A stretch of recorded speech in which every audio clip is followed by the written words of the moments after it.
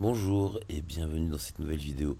Si tu veux récompenser notre travail, n'oublie pas de t'abonner, n'oublie pas de mettre un petit pouce, n'hésite pas à publier des commentaires et va voir dans la description pour récupérer plein de cadeaux sympas. Bonjour et bienvenue dans cette nouvelle série de vidéos où nous allons parler du tarot. Comme je l'ai dit en présentation, je vais travailler ou je travaille avec le tarot Rider-Waite. Aujourd'hui, je vais vous en faire une présentation, disons, picturale. On va regarder de quoi il est composé essentiellement. Je vais absolument rien dire sur l'interprétation. Peut-être un petit commentaire, peut-être sur l'image en elle-même.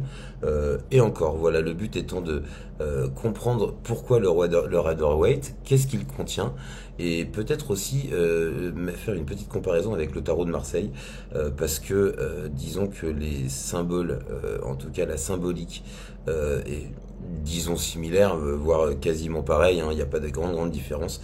Le Rider-Waite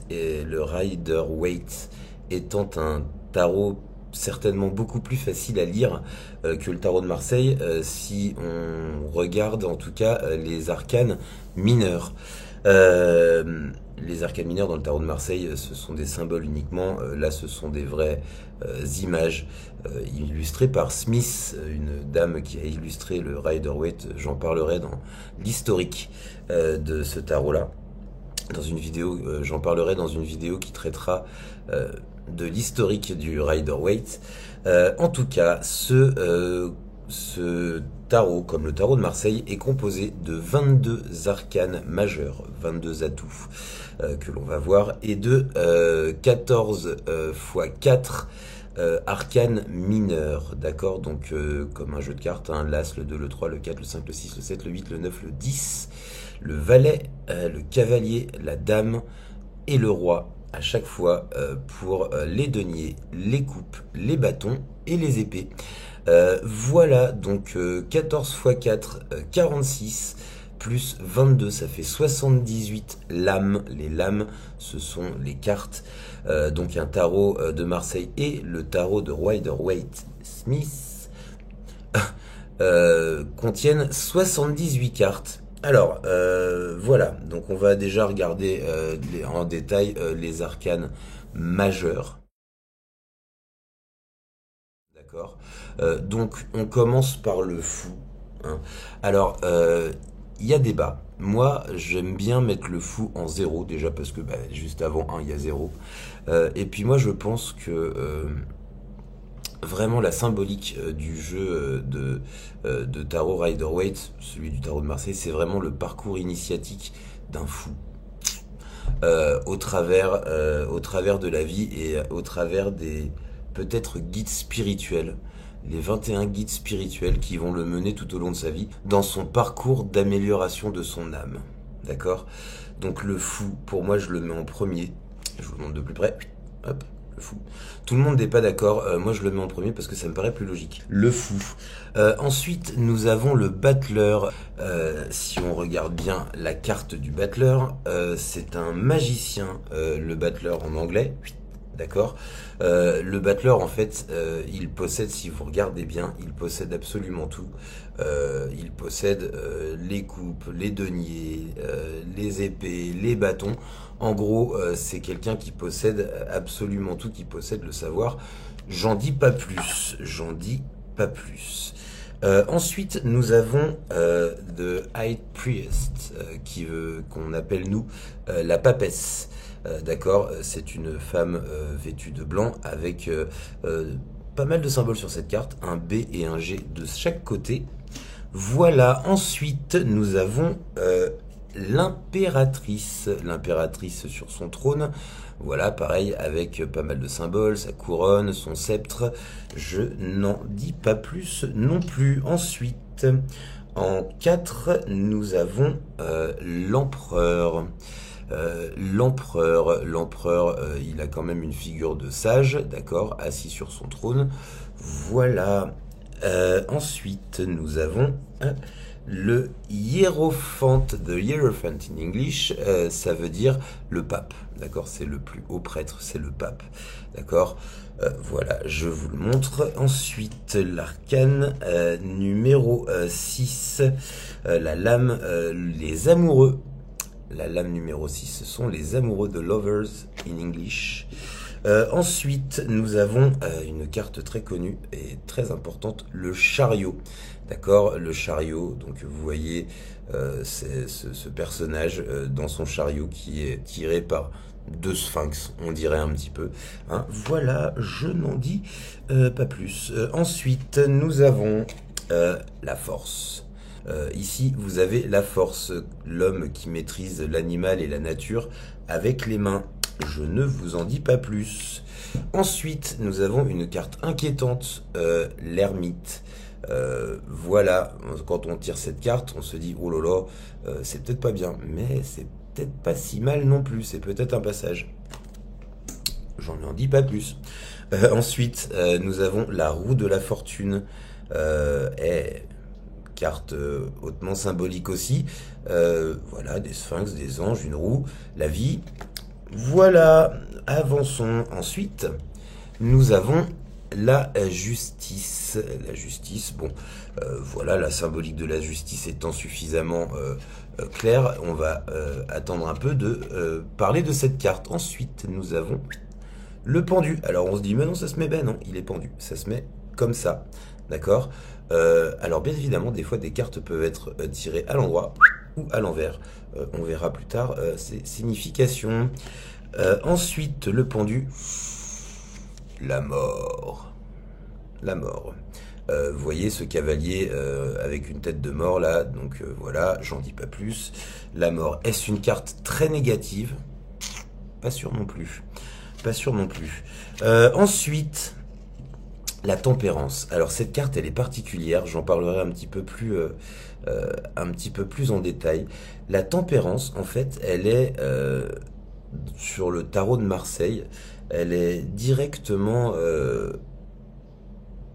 rattachée à Botticelli, le grand maître peintre de la Renaissance, qui a une histoire très très proche de celle du tarot. On aura l'occasion d'y revenir, la tempérance. Ensuite, nous avons le diable.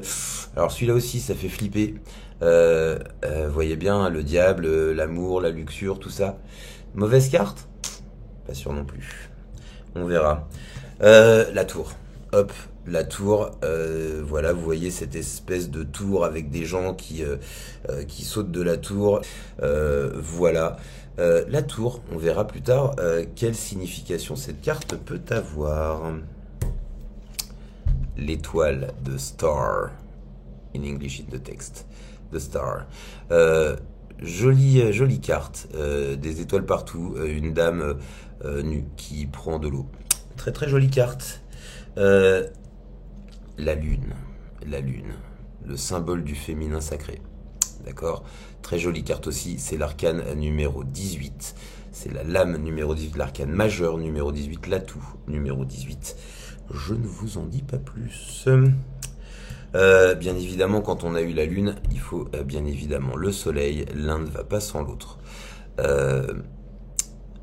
Alors regardez un petit peu cette carte de plus près. Un cheval blanc, un chérubin ou un enfant. Un soleil, des fleurs, des tournesols, lumière. Nous verrons plus tard ce que signifie cette carte. Ensuite, le jugement. Ça vous fait penser à Saint-Pierre? Ça vous fait penser au jugement dernier? Possible, on verra plus tard. De quoi il en retourne, le jugement? Et enfin, certainement la meilleure carte à tirer, hein, c'est l'atout numéro 21. 21, c'est le monde, d'accord? Et là, on arrive, c'est vraiment la dernière carte du tarot. C'est aussi l'arrivée, la fin du parcours initiatique du fou. Voilà, une carte extrêmement intéressante symboliquement, dont nous aurons l'occasion de discuter la signification. Voilà pour les arcanes majeurs. Ensuite, des arcanes majeurs, il y a donc 56 arcanes mineurs, divisés en 4 familles de 14 cartes. Comme je vous le disais, l'As, le 2, le 3, le 4, le 5, le 6, le 7, le 8, le 9, le 10, le Valet, le Cavalier, la Dame et le Roi.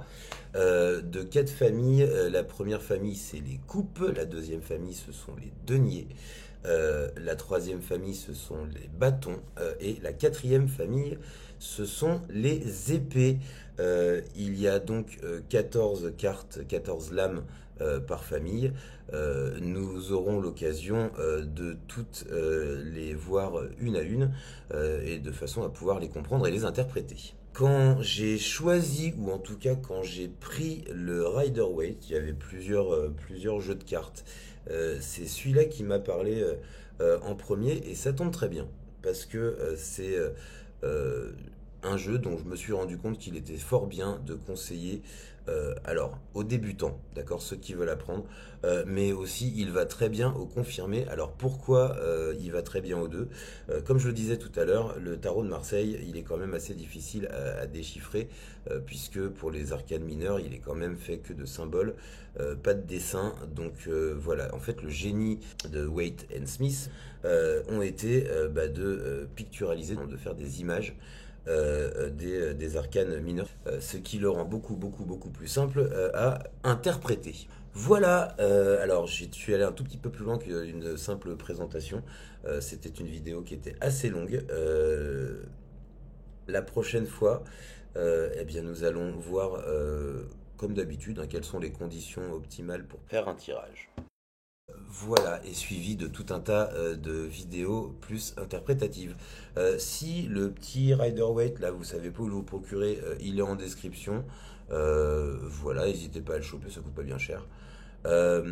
Voilà, si vous avez des questions, n'hésitez pas à les noter en commentaire. Si vous avez des attentes, n'hésitez pas à les noter en commentaire non plus.